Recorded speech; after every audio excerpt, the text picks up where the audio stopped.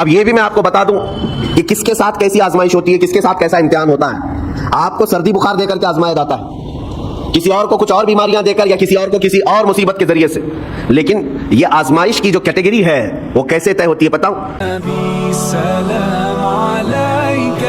عزیزان گرامی وقار، یہاں پر ان حالات کے بعد میں آپ کو ایک بات ضرور کہنا چاہوں گا۔ مصیبتیں ہمارے گھر بھی آتی ہیں، آفتیں تکلیفیں ہمارے گھر بھی آتی ہیں، لیکن کیا ہم ان مصیبتوں کا سامنا کرتے ہیں، استقبال کرتے ہیں؟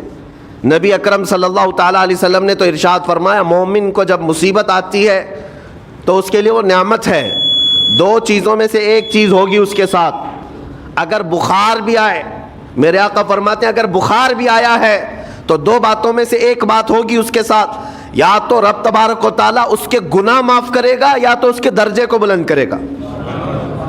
مصیبت اگر آئے تو ایک بات یاد رکھنا، رب تبارک و تعالیٰ اپنے محبوب بندوں کو، پسندیدہ بندوں کو آزمائش میں ڈالتا ہے، ورنہ جو لوگ یہ سمجھتے ہیں کبھی طبیعت خراب ہی نہیں ہونا چاہیے تو فرعون بن جاتے ہیں۔ ایسے لوگ، فرعون کو 90 سال تک نہ کبھی سردی آئی نہ بخار، کبھی کوئی بیماری نہیں، اور جب بندہ کبھی بیمار نہیں ہوتا تو اپنے آپ کو خدا تصور کرنے لگ جاتا ہے، میں تو دنیا کا سب سے مضبوط آدمی ہوں، مجھے کچھ نہیں ہوتا۔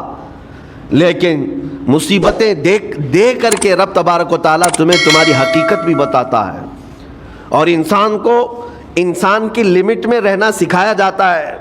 تمہاری حیثیت صرف اتنی ہے کہ اگر نس رک گئی، دل کی دھڑکنیں ایک آن کے لیے اگر رک گئی تو سب ختم ہے۔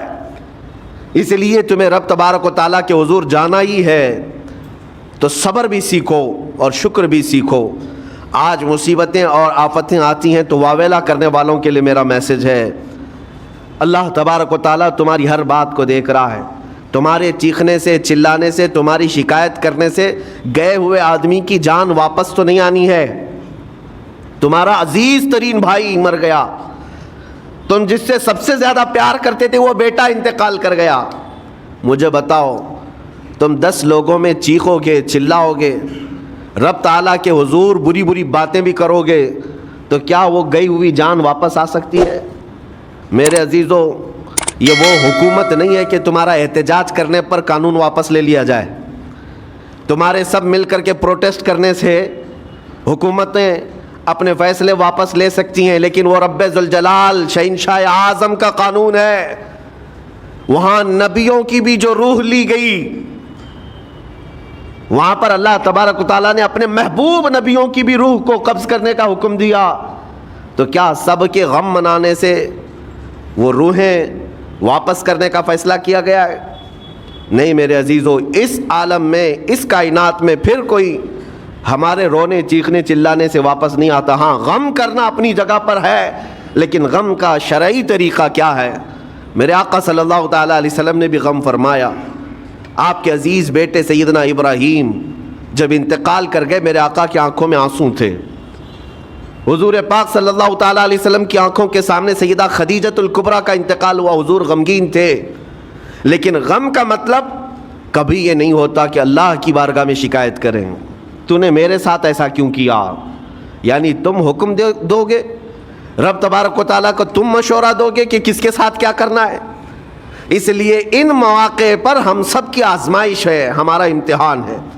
ایسے معاملات جب بھی آتے ہیں، دیکھیں میں آپ کو ایک اور باریک بات بتا دیتا ہوں۔ یہ ہم آج تقریر کر رہے ہیں، ہو سکتا ہے آپ بھی سن رہے ہیں اور اچھی طرح سمجھ رہے ہیں، لیکن خود کے گھر پر جب آ جائے تو تقریر بھی یاد نہیں رہتی، نصیحت بھی یاد نہیں رہتی، غم کا غلبہ زیادہ ہو جاتا ہے۔ ایسے اوقات میں حکم کیا ہے مومنین کو؟ میرے گھر پر، میں جانتا ہوں شکایت نہیں کرنا چاہیے، میں جانتا ہوں غموں کے وقت صبر کرنا چاہیے، پھر بھی اگر میرے گھر میں آ گئی مصیبت تو مومنین کے لیے حکم یہ ہے کہ تم نے اب تک جو سنا تھا حدیثیں وغیرہ اس کو یاد دلاؤ، یعنی مجھے یاد دلاؤ۔ یہ مت سوچو کہ مولانا صاحب ہیں، مفتی صاحب ہیں، امام صاحب ہیں، ان کو تو سب معلوم ہوگا۔ غم کا غلبہ جب آ جاتا ہے تو اچھے اچھوں کو یاد نہیں رہتا۔ مومنین کو کہا گیا ہے کہ وہ یاد دہانی کریں، جائیں غموں کے وقت ان کی حالت دریافت کریں اور انہیں صبر کی تلقین کریں۔ ہر ایک کے لیے ضروری ہے، یہ سوچ کر کے پیچھے نہیں ہٹا جائے گا کہ یہ تو بہت جانکار لوگ ہیں، یہ بہت پڑھے لکھے لوگ ہیں، ان کو تو سب پتہ ہے.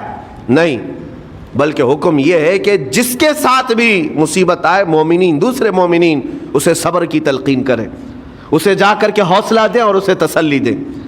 اب میں آتا ہوں ان باتوں کی طرف جو لوگ مصیبتوں کو برا سمجھتے ہیں. ایک صحابی تھے، ان کی شادی ہو گئی ایک صحابیہ سے، نکاح ہوا تھا مدینے میں، سال بھر خوشحالی سے گزرتے رہے، بہت اچھے دن گزرے. سال ختم ہونے کو تھا کہ خاتون جو ہے لڑائی کرنا شروع کر دیتی، کہتی مجھے تمہارے ساتھ رہنا نہیں، مجھے طلاق چاہیے، ڈائریکٹ طلاق. تو صحابی نے کہا ہوا کیا؟ وہ صحابیہ کہتی تھی نہیں مجھے تمہارے ساتھ رہنا نہیں. اس صحابی نے کہا ٹھیک ہے اگر ایسا ہی ہے تو حضور پاک صلی اللہ علیہ وسلم کے پاس چلتے ہیں، وہاں جا کر فیصلہ کرا لیں گے. تو وہ صحابیہ مان گئیں، کہا چلو چلتے ہیں. تو دونوں چلے جا رہے تھے اپنے گھر سے، حضور پاک صلی اللہ علیہ وسلم کے دربار میں فیصلہ کروانا ہے. چلتے وقت راستے میں ایک پتھر سے ٹھوکر لگ گئی اس صحابی کو، اور اتنی تیز ٹھوکر لگی کہ ان کا ناخن اکھڑ گیا. اب وہ ان کی خاتون جو بیوی صحابیاں ہیں وہ فوراً اپنے دوپٹے کا کپڑا پھاڑ کر کے انگلی کو باندھتی ہیں اور خون روکتی ہیں، اور اس کے بعد کہتی ہیں چلو واپس گھر چلتے ہیں. گھر واپس آنے کے بعد وہ کہتی مجھے طلاق نہیں چاہیے، ساتھ میں رہوں گی. کہا عورتوں کا موڈ، عورتوں کا اس طرح کا فیصلہ کیا بات ہے؟ وہ صحابیہ کہتی ہے میں نے سنا ہے کہ جب کبھی کوئی بندہ بیمار نہیں ہوتا تو اللہ اسے پسند نہیں کرتا. میں نے جب سے تم سے شادی کی ہے سال بھر ہو گئے، ایک بار بھی تم کو بیمار ہوتے نہیں دیکھا. مجھے ایسا لگنے لگا کہ کہیں تم اللہ کے ناپسندیدہ بندے تو نہیں ہو، اس لیے میں تمہارے ساتھ نہیں رہنا چاہتی تھی. اب جب راستے میں ٹھوکر لگ کر ناخن اکھڑ گیا تو مجھے احساس ہوا کہ اللہ تجھے بھی پسند کرتا، میں تیرے ساتھ رہنے کو تیار ہوں. وہ صحابیہ تھیں. میرے عزیزو، اس کا مطلب یہ نہیں کہ ہم آپس میں ایک دوسرے کے بیمار ہونے کی انتظار میں رہیں. شوہر یہ سوچے کہ میری بیوی بیمار کیوں نہیں ہوتی، اور بیوی یہ سوچتی رہے کہ میرا شوہر بیمار کب ہوگا. وہ توکل کا اعلیٰ درجہ ہے. انتظار اور تمنا مت کرو بیمار ہونے کا، بلکہ بیماری آ جائے تو اللہ کا شکر ادا کرو، آ جائے تو صبر کرو. عزیزان گرامی وقار، ہم آج امام حسین اور ان کے رفقائے گرامی رضوان اللہ علیہم اجمعین کو یاد کرتے ہیں تو صرف رونے کے لیے نہیں یا صرف غم منانے کے لیے نہیں، بلکہ داستان کربلا سنانے کا ایک عظیم مقصد یہ ہوتا ہے کہ نوجوانوں کے اندر بلکہ بوڑھے اور بچوں کے اندر بھی ایمانی جذبہ ایسا آ جائے کہ وہ ہر مصیبت پر ڈٹ کر کھڑے ہو سکیں، ہر یزیدی کا مقابلہ کر سکیں. ایک تو اس کا میسج یہ ہے، اور دوسرا میسج یہ ہے کہ چاہے جیسی بھی مصیبتیں آئیں ایمان کے ساتھ رہنا ہے، صبر اور شکر کو ہرگز نہیں چھوڑنا ہے. مصیبتیں ہمارے پاس اب اتنی بڑی تو نہیں آتی کہ ایک خاندان کے ہی اتنے لوگوں کو کاٹ دیا جائے، ایسی مصیبتیں تو نہیں آئی. اب جو کچھ بھی آتی ہیں ہمارے ساتھ وہ مال کی کمی کی، کبھی دکان میں دھندا نہیں چلتا، کبھی بچے کسی کو نہیں ہو رہے ہیں، یا پھر گھر میں کوئی بیمار ہے، کوئی مستقل بیماری آ گئی ہے، یہی تو مصیبتیں ہیں. مومن کے لیے یہ قید خانہ ہے، زیادہ آسائش اور آرام کی فکر نہ کرو. یہ دنیا مومن کے لیے قید خانہ ہے.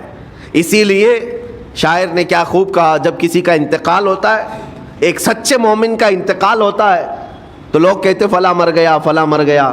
تو ایک شاعر نے بہت اچھے انداز سے کہا ہے کہ کون کہتا ہے کہ مومن مر گیا؟ جو سچا مومن ہے اس کے لیے کہہ رہا ہوں. وہ شاعر نے کہا کون کہتا ہے کہ مومن مر گیا، قید سے چھوٹا وہ اپنے گھر گیا. حقیقت تو یہ قید سے چھوٹا وہ اپنے گھر گیا. یہاں دنیا میں زیادہ آسائش، زیادہ آرام کی طلب انسان کو مغرور بنا دیتی ہے، تکبر والا بنا دیتی ہے، گھمنڈی بنا دیتی ہے. اور اللہ تبارک و تعالیٰ کی بارگاہ میں ہمیشہ سر بسجود رہنے والا وہ بندہ ہے جو مصیبتوں میں گھرا رہتا ہے. کچھ نہ کچھ مصیبتیں ایسی ہیں جو تمہیں مسجد تک لاتی ہیں، قرآن تک لاتی ہیں، تسبیح تک لاتی ہیں. اور کوئی مصیبت نہ ہو، کوئی تکلیف نہ ہو تو پھر جلدی بندہ اللہ کو بھی یاد نہیں کرتا. اسی لیے رب تبارک و تعالیٰ کی بارگاہ میں کچھ فرشتے ایسے ہیں جب تم رو رو کر کے دعائیں کرتے ہو پھر یہ کہتے ہو میری دعا ہی نہیں قبول ہوتی، مولانا آپ کیجئے، میں تو کب سے کی دعا مانگ رہا ہوں، میری تو دعا ہوتی ہی نہیں، اور آپ کہتے ہیں اللہ تعالیٰ بہت جلدی دعا قبول کرتا ہے. یہ نا امیدی تمہاری اللہ تعالیٰ کی ذات سے ہرگز جائز نہیں. لیکن میں وجہ بھی بتا دیتا ہوں. کچھ فرشتے ایسے ہیں جو تمہاری دعائیں سن سن کر کے اللہ سے کہتے مولا یہ بندہ کتنا مانگ رہا ہے, تو قبول کیوں نہیں کرتا؟ رب تبارک و تعالیٰ یہ جو مانگ رہا ہے اسے دے کیوں نہیں دیتا؟ رب تعالیٰ فرماتا ہے فرشتوں میں بھی سن رہا ہوں اس کے مانگنے کو, اس کی دعاؤں کو. اگر میں ابھی اس کو دے دوں تو وہ مانگنا بند کر دے گا, اور اس کا مانگنا مجھے اچھا لگتا ہے. جب تک وہ مانگتا رہے گا میں اسے پسند کرتا رہوں گا. ایک وجہ یہ بھی ہوتی ہے تم مایوس ہو کر کے چھوڑ دیتے ہو کہ اب کیا دعا کرنا, اتنے دنوں سے کر ہی رہا تھا, کچھ نہیں ہوتا. اگر تمہاری دعاؤں کا اثر جلدی نظر نہیں آتا تو رحمان تمہاری دعائیں سن رہا ہے اور وہ تمہاری دعائیں پسند بھی کر رہا ہے. میرے عزیزو, یہ تمام حالات میں آپ اللہ تبارک و تعالیٰ کی بارگاہ میں کثرت سے دعا ہی کریں اور مانگا ہی کریں جب مصیبتیں آئیں. آج کے حالات بھی ہماری آزمائش کے حالات ہیں. آج کا جو دور ہے وہ بھی ایک یزیدی دور ہے. یہاں پر جگہ جگہ جو مسلمانوں کے ساتھ حالات ہیں یہ ہمارے لیے آزمائش کا دور ہے, بہت بڑا امتحان چل رہا ہے. ان حالات میں مسلمانوں کو چاہیے وہ اپنے ایمان کے ساتھ ڈٹے رہیں, استقامت. مولا حسین کے سبق کو پڑھیں. اس وقت تو ان کی گردنوں پر تلواریں تھیں, ان کے بچوں کے سینے چھدے ہوئے تھے تیروں سے, لیکن وہ ڈٹے ہوئے تھے میرے مصطفیٰ کی شریعت پر. آج ابھی تمہارے سینوں پر بندوق کی گولیاں نہیں لگائی گئیں, ابھی تمہارے اوپر اتنی بڑی مصیبتیں نہیں آئیں, لیکن میں پھر بھی دیکھتا ہوں نوجوانوں کو کہ کوئی مصیبت نہ آنے کے باوجود بھی تم اسلام کے ساتھ کھلواڑ کر رہے ہو. میرے آقا کی سنتوں کو پیٹ پیچھے پھینک کر کے تم تو بازاروں کی زینت بننا پسند کرتے ہو. اکثر لوگوں کو ہم نے دیکھا آج مجرے کرنے والوں کی کثرت یہ ہمارے نوجوان بچوں کی ہے. یہ اپنے جسموں کی نمائش کرنا اس کو فیشن سمجھتے. نہیں میرے عزیزو, امت مصطفیٰ اور وہ بھی امام حسن اور امام حسین کے غلام اس مردار دنیا پر کبھی بھی اپنی حکومت نہیں چاہتے. اس مردار دنیا کے وہ کبھی خواہش مند نہیں ہوتے.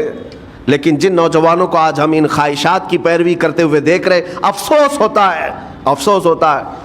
آج کے حالات میں تم بھی سنبھل جاؤ, کیونکہ ایک بہت بڑی جنریشن تمہارے پیچھے ہے اور وہ تمہیں دیکھ کر کے نقل کرے گی. اگر آج تمہارا راستہ بگڑ گیا تو یہ جو چھوٹے بچے ہیں وہ بگڑے ہوئے راستے کو ہی اسلام سمجھنے لگ جائیں گے, وہ اسی بگڑے ہوئے راستے کو ہی صحیح راستہ سمجھ بیٹھیں گے. اسی لیے آج نوجوانوں کی کثرت میرے آقا صلی اللہ تعالیٰ علیہ وسلم کے عاشقوں کی ہونا چاہیے. اور ان سخت ترین حالات کا مقابلہ باڈی بلڈر نہیں کر سکتا. میں آپ کو بتا دوں, ان ظالم یزیدیوں کا مقابلہ کاجو بادام کھانے والا نہیں کر سکتا. ہاں, ان حالات کا مقابلہ کرنے کے لیے جسمانی طاقت کی ضرورت نہیں. ان بڑے سے بڑے سخت ترین حالات کا مقابلہ وہ نوجوان کر سکتا ہے جس کے سینے میں عشق مصطفیٰ ہو, مولا حسین کے نقش قدم پر چلنے کا عزم رکھتا ہو, پھر چاہے وہ لاغر ہی کیوں نہ ہو, نحیف و ناتما ہی کیوں نہ ہو, کمزور ہی کیوں نہ ہو. لیکن ہم نے دیکھا ہے تاریخ میں کمزور بھی ہے, اگر جسمانی اعتبار سے عشق رسول کی دولت سینے پر رکھتا ہے تو دنیا میں وہ کھلبلی مچا دیتا ہے, اور کفار و مشرکین کے خیموں میں اس کی ہیبت طاری رہتی. ہم نے اور تاریخ پڑھی ہے. آخری بات عرض کرتا ہوں, امام اہل سنت فاضل بریلوی امام احمد رضا خان نور اللہ مرقدہ, اعلیٰ حضرت کو کون نہیں جانتا آج کے زمانے میں. ذرا ان کی سیرت اٹھا کر کے پڑھنا اور پھر یہ بھی دیکھنا کہ جسمانی طاقت ان کی کیسی تھی, جسمانی ساخت. کیا وہ چلتے تو لہیم شہیم تھے, اونچے چوڑے اور سینہ بھرا ہوا کہ لوگ صرف جسم کو دیکھ کر کے ڈر جائیں؟ نہیں, اعلیٰ حضرت فاضل بریلوی رضی اللہ تعالیٰ عنہ اس طرح جسمانی بہت اونچی چوڑی صلاحیت کے نہیں تھے, بلکہ بہت ہی ہلکا جسم رکھتے تھے. ہلکا جسم, دبلے پتلے تھے, لیکن جب اپنے حجرے میں بیٹھ کر کے قلم چلاتے تھے تو دنیا کے کونے کونوں میں ان کی گونج ہوتی تھی, اور بڑے بڑے قلعوں میں جو ہے زلزلہ آ جاتا تھا. اور سرکار غوث پاک رضی اللہ تعالیٰ عنہ کو کون نہیں جانتا. غوث پاک کا حال تو یہ تھا, جسمانی اعتبار سے آپ کی گردن کی ہڈیاں بھی دکھتی تھیں, اتنے دبلے تھے. اور کثرت عبادت کی وجہ سے, کثرت مجاہدات کی وجہ سے آپ کا جسم بہت ہی کمزور تھا.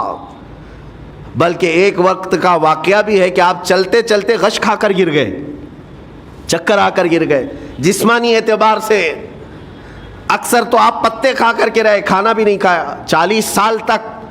تو جسمانی اعتبار سے کمزور ہونا کوئی معنی نہیں رکھتا, لیکن دنیا یہ بھی جانتی ہے گردن کی ہڈیاں ہی کیوں نہ دکھتی ہوں, ہاتھ و پیر کی ہڈیاں ہی کیوں نہ دکھتی ہوں غوث پاک کی, لیکن روحانی طاقت کا حال یہ ہے کہ کسی قبر کو ٹھوکر لگا دے تو مردہ زندہ ہو جائے. اس طاقت کو میں آج آپ کے سامنے کہنے کی بات کر رہا ہوں. عشق مصطفیٰ سینے میں ہو اور سچی عقیدت و محبت حسنین کریمین سے رکھتا ہو, اور پھر اپنے طریقے بدل لے, تو بڑے جسم اور ڈیل ڈول بنانے کی ضرورت بھی نہیں آئے گی. مولا کریم تمہارا رعب خود ہی دشمنوں کے دلوں پر ڈالتا ہے. اللہ تبارک و تعالی ہم سب کو آئی ہوئی مصیبتوں کا ڈٹ کر مقابلہ کرنے کی توفیق عطا فرمائے, ہم سب کو استقامت عطا فرمائے اور صبر عطا فرمائے اور شکر عطا فرمائے, اور قیامت کے دن مولا تعالی ہم سب کو امام حسین کے ساتھ حشر عطا فرمائے. میرے آقا صلی اللہ تعالی علیہ وسلم کے جھنڈے تلے ہم سب کو جمع فرمائے. ہمارے ان نوجوان بچوں کو جو راہ راست سے ہٹے, مولا حسین اعظم کے راستے پر ان کو چلنے کی توفیق عطا فرما. قیامت تک ہماری نسلوں کو مولا عاشقان مصطفیٰ میں پیدا فرما, ہماری اولاد کو بدعقیدہ گمراہ ہونے سے ہمیشہ محفوظ فرما. وآخر دعوانا ان الحمد للہ رب العالمین. سلام.